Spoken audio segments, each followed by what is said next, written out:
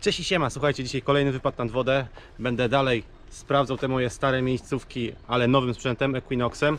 No i dzisiaj dodatkowo będą testy nowego sprzętu. Zobaczcie, co mam. Przyjechało do mnie nowe sito. Prosto ze słonecznej Italii. Od mojego kolegi Łukasza Olechnowicza. Łukasz to jest bardzo doświadczony wodny poszukiwacz. Naprawdę ogarnia super tematy w poszukiwaniach w morzu. No i robi też super sita. Naprawdę wie, o co w tym wszystkim chodzi. W opisie filmu będzie również link i kontakt do Łukasza. Łukasz jest też moim widzem, więc bardzo serdecznie go pozdrawiam. To sitko, jak dla mnie, to jest po prostu mistrzostwo świata, wiecie? Nigdy wcześniej takich sit nie miałem, nie używałem i nawet nigdzie nie widziałem. Bardzo mi się podoba designersko. Zobaczcie, jak to wygląda. To nie przypomina żadnych sit, które po prostu są na rynku. Ani kształtem, ani wykonaniem. Ja naprawdę jestem pod dużym wrażeniem. Sito zamiast okrągłych dziurek ma kwadraciki w różnych wielkościach. Tutaj z przodu mamy kwadraciki największe otwory. One są coraz mniejsze i im dalej postępujemy w głąb sita, gdzie tutaj są najmniejsze do łapania tych najmniejszych przedmiotów. Postaram wam się to teraz pokazać tak bliżej, o. Bo powiem wam, że największym problemem często dla sit jest to, że mają za duże otwory i przelatują w nich wszystkie te mniejsze rzeczy. W tym nie powinno być z tym problemów, bo one są naprawdę w porównaniu z innymi dużo mniejsze w standardzie. A tutaj dodatkowo jest wkładka tych najmniejszych dziurek, gdzie te najmniejsze przedmioty w tym miejscu najczęściej się kumulują, jak się płucze sito. Oczywiście samo sito, zobaczcie w ogóle jaki ma kształt. Kształt ostry. Tutaj, jeżeli zauważycie, jest specjalnie dla mnie zrobione dodatkowe wzmocnienie czuba. Normalnie sito kończy się w tym miejscu. Ja mam tutaj dodatkową blachę, która robi to, że sito jest praktycznie w tym miejscu z podwójnej blachy. Dla mnie takie rzeczy są bardzo ważne, bo ja bardzo mocno katuję te sita, dużo ich używam. Często i intensywnie. Moje stare sito, które wam później pokażę, już po prostu zużyło się właśnie w tym miejscu. Również. Słuchajcie, w tym sicie tak naprawdę wszystko od samego początku do końca jest przemyślane. Począwszy od samego kształtu, które jest naprawdę zrobione w szpic, czyli będzie łatwo się nim kopało w trudnym terenie, takim jak ja najbardziej potrzebuję. Zrobić sito, które sobie poradzi w kamieniach, w glinie, w twardym dnie, to jest problem i takie sita są właśnie najlepsze. Ten daszek tutaj u góry, staram wam się to pokazać. O, ten element również jest specjalnie wyprojektowany, tak aby w momencie, gdy płuczę sito, od razu żebym widział, co jest w nim w środku w koszyczku. Jest on podniesiony, nie jest płaski, tak jak większość sit ma. Tak jak w moim starym było. Tutaj po prostu był daszek płaski. On jest tutaj wypuklony właśnie po to, żeby umożliwić łatwy dostęp, łatwą widoczność, no i również zwiększa to ładowność sita. Spójrzcie też tutaj w te miejsca. Tutaj się mocuje sito do trzonka. Normalnych większości sit są tutaj wkręty, które wkręcają się w trzonek i jeżeli on jest drewniany na przykład, to często powodują jego osłabienie przez to w tym miejscu. Ja tutaj mam zwykłe dwie śruby. Jest jeszcze opcja zamontowania tutaj tak zwanych motylków, śrub motylkowych, które pozwolą na bardzo szybki i łatwy demontaż całego sita od trzonka, na przykład w celach przewozowych do bagażnika, w dosłownie chwilkę. I co ciekawe, to ten sposób się sprawdza, nie zapiaszcza się sito tak łatwo i to działa, bo Łukasz tego używa i mówił mi, że on za każdym razem je rozkręca do bagażnika, także to jest też fajny patent. Nie ma żadnych stałych elementów montowanych w trzonek i w sito. Kolejnym elementem, który dostałem również od Łukasza, jest ta rączka tutaj. Zrobiona ona jest z stali nierdzewnej, tak jak reszta sita, i ogumowana w tym miejscu. Montowana jest po prostu na śrubę. Tak samo można dać tutaj motylka, żeby w każdym momencie łatwo przemieszczać, zwłaszcza na początku, gdzie się jeszcze nie wie, w którym momencie, w którym miejscu chciałoby się mieć ten uchwyt. Super rzecz, naprawdę nie trzeba nic wiercić, rozwalać trzonka, namaczać go przez to, bo dziurawi się go, osłabia. Najlepszy patent, jaki chyba może być według mojej opinii. Ja to wszystko będę sobie jeszcze testował, sprawdzał, jak mi najlepiej. Sam trzonek, ten tutaj, również dostałem od Łukasza i zobaczcie go. On jest bardzo długi. Dzisiaj pierwszy raz będę z nim latał, z tym sitem, także nie skracałem go jeszcze, bo będę chciał prawdopodobnie go skrócić, ale nie wiem jeszcze na jaką długość. Na końcu będę dawał taki sam uchwyt jak tutaj, w tym starym moim sicie. No ale to dopiero się okaże po testach. Zobaczcie na ten trzonek. Ten trzonek jest zrobiony z włókna szklanego. To nie jest drewno. Nie jest to jakiś zwykły plastik. On jest bardzo mocny, wyprofilowany. Nie wiem, czy to widać w kamerze, ale ten trzonek nie jest prosty. On jest wyprofilowany. Położę go tutaj, to może będzie lepiej widać. On jest wyprofilowany pod lekkim kątem, tak aby ułatwiać kopanie. No i zwróćcie jeszcze jedną rzecz, uwagę. On jest w kolorze fabrycznie żółtym. To wbrew pozorom, ale tnie super, jacie. Moje stare tak nie tnie ziemi. Dobra. On jest w kolorze fabrycznie żółtym. To ułatwia jego widoczność w wodzie. Tej właśnie najgorszej, której wszyscy nie lubimy. Czarnej, mętnej wodzie. Nie tylko łatwiej jest wtedy nacelować i natrafić na cel, ale coś, co ja często używam i coś, co ja robię często, znaczy się, jeżeli zostawimy takie sito w wodzie i wyjdziemy na brzeg, bo ja często na przykład wychodzę, zostawiając tak sito, to później na głębokiej wodzie łatwiej jest je namierzyć, zwłaszcza jeżeli jest ono już pod taflą wody. Jak mamy czarny lub ciemny trzonek, no to nie jest fajne. Miałem takie trzonki, wolę mieć zdecydowanie w jasnym kolorze. Zobaczcie, dla porównania tutaj jest moje stare sito. Jest ono krótsze o jakieś 25 cm już z uchwytem.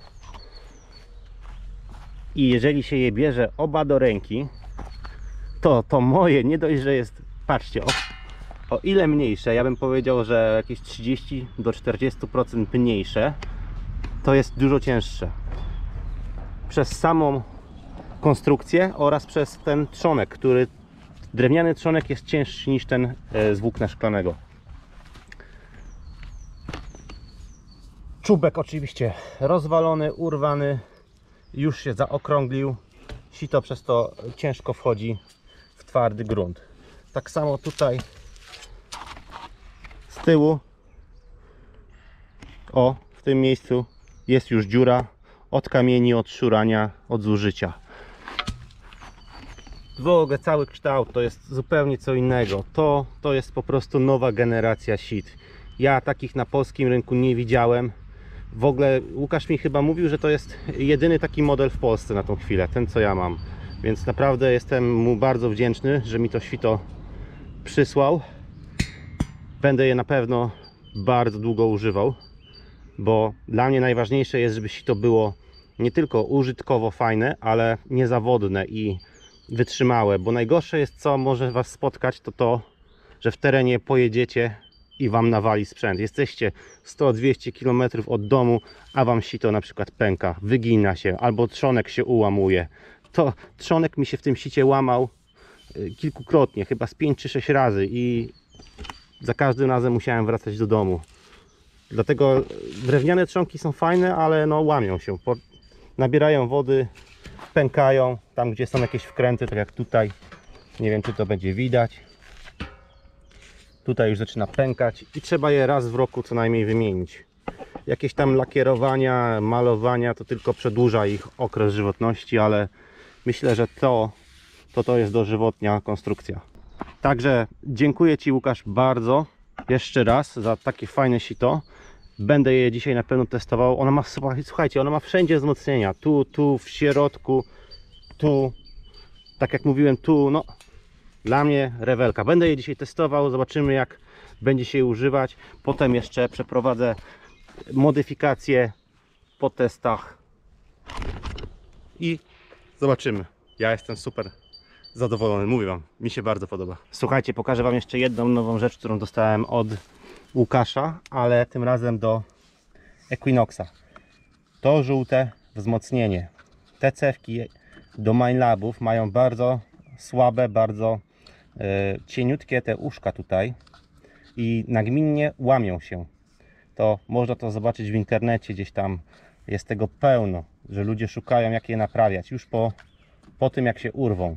Także wymyślili sobie, że na drukarkach 3D robią takie wzmocnienia w tym miejscu nakładane na cewkę, które mają temu zapobiec. To podobno dobrze działa.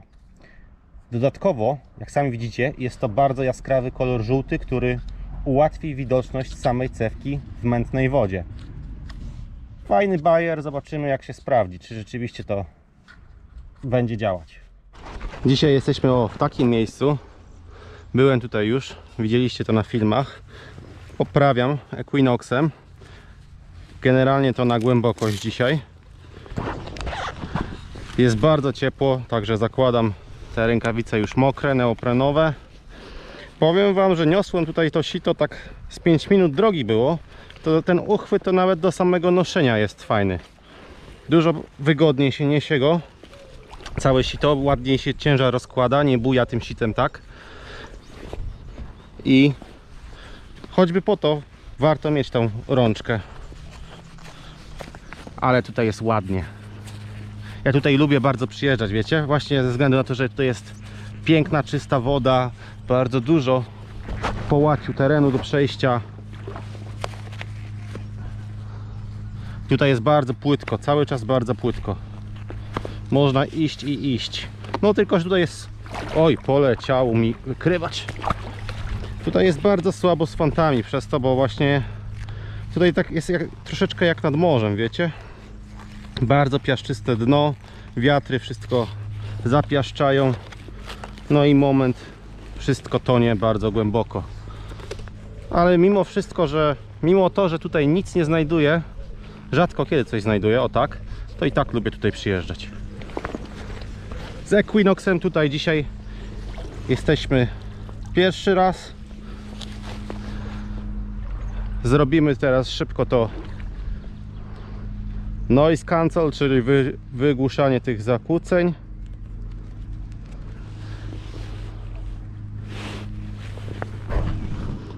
Kanał trzeci. I idziemy. Kolejna tam jakaś już groszowa moneta. Już trochę ich wykopałem. Ale chciałem Wam powiedzieć, że sito się na chwilę obecną bardzo sprawdza. Ładnie tnie dno.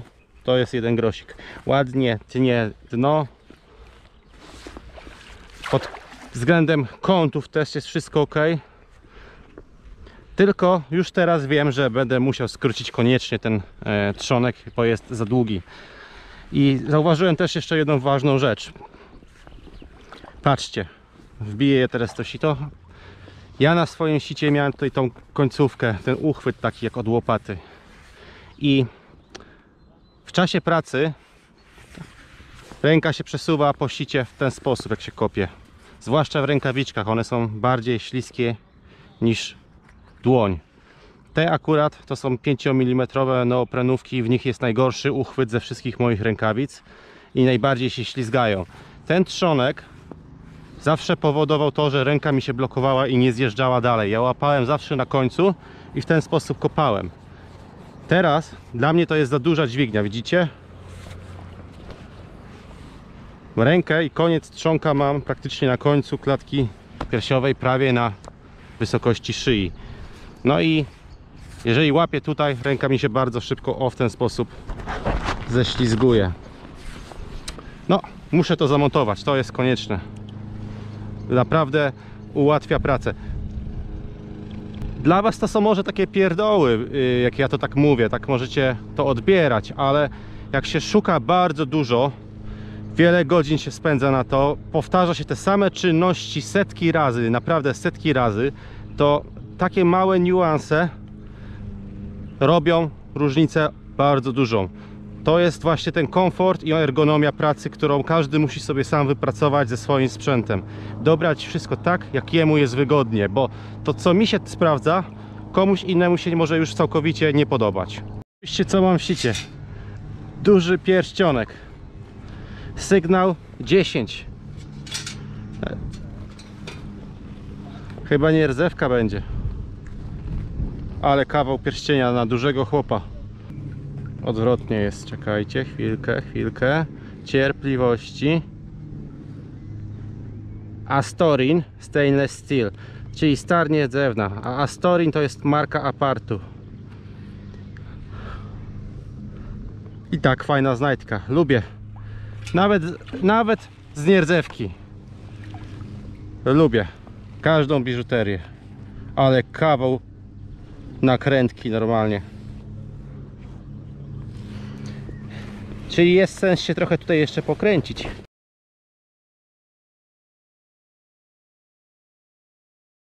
Chyba państwu stateczek odpłynął tam. Próbujemy pomóc.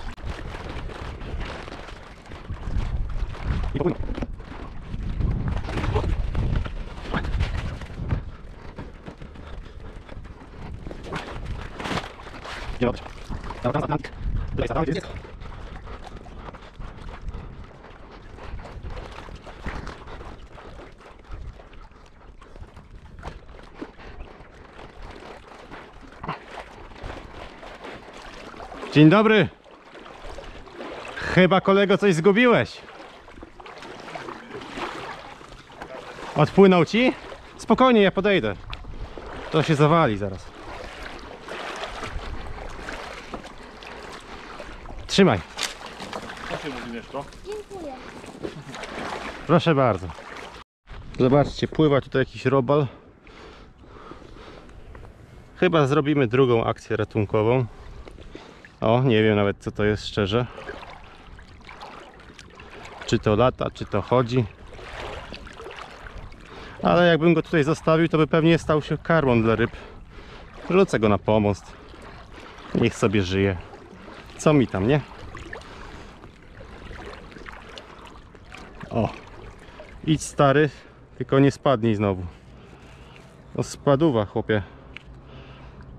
Złaś. Ale uparciuch.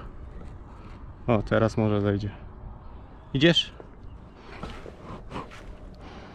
Się czepił, bo cię wrzucę do wody. Złaś. O, narka. Spójrzcie ponownie, straż gminna. Znowu w tym samym miejscu. Co? Ostatnim razem tutaj byłem, też przyjechała. To było to samo, tylko troszeczkę tam, w tamtą stronę dalej. Pewnie ten sam strażnik, bo ich tutaj jest nie za wielu. Niech sobie kamera chodzi. Jeżeli coś będą ode mnie chcieli, to zobaczycie też, nagram wszystko. Słuchajcie, ci strażnicy tutaj już w tej gminie, na tych plażach wiedzą, jak wygląda sprawa poszukiwań pod względem prawnym, bo po ostatniej mojej spotkaniu z nimi, ja tam rozmawiałem jeszcze później z tym komendantem telefonicznie. On tam te dokumenty moje też widział i on przyjął taką właśnie wtedy takie stanowisko, że on już nie będzie dokuczał, nękał, czy jak to inaczej tam nazwać, sprawdzał wszystkich poszukiwaczy, którzy tutaj będą w jego gminie chodzić po plaży, po kąpieliskach, więc no, nie powinno być żadnych problemów. Chyba panowie odjeżdżają, tak jak i mówiłem. Mnie nie sprawdzali, bo już wiedzą, o co chodzi, także każdy już następny poszukiwacz nie powinien być nękany. Ja nie byłem, ja byłem od nich tak daleko, że na pewno mnie nie poznali. Czyli można powiedzieć, że to, co z nim ustaliłem wcześniej, no w praktyce też działa, nie? Bo nie sprawdzali. Tak jak powiedzieli, tak robią. No dla mnie to jest, powiem wam szczerze, że ważna rzecz. Że chociaż jedną gminę, jednych strażników naprostowało się tak jakby, żeby dla nas, dla poszukiwaczy byli w porządku, żeby nie robili problemów, których tak naprawdę w ogóle nie powinni robić, bo przecież to, co robimy my, szukając na plażach, kąpieliskach, to nie jest zakazane ani nielegalne w żaden sposób. A to co oni robią zazwyczaj, to wynika tylko i wyłącznie z ich niewiedzy.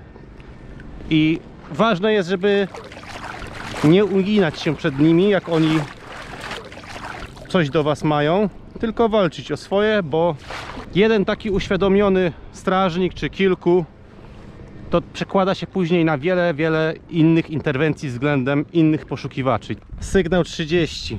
Ogromny srebrny pierścionek. Tego przepłuczę, ale jest w krzakach. Poczekajcie, bo jest na nim troszeczkę glonów. O. Mocno oblepiony, leży tutaj długo. A sygnał mocny, bo jest gruby. I to nie jest byle pierścionek, tylko to jest różaniec. Teraz to widzę. Tutaj jest krzyżyk.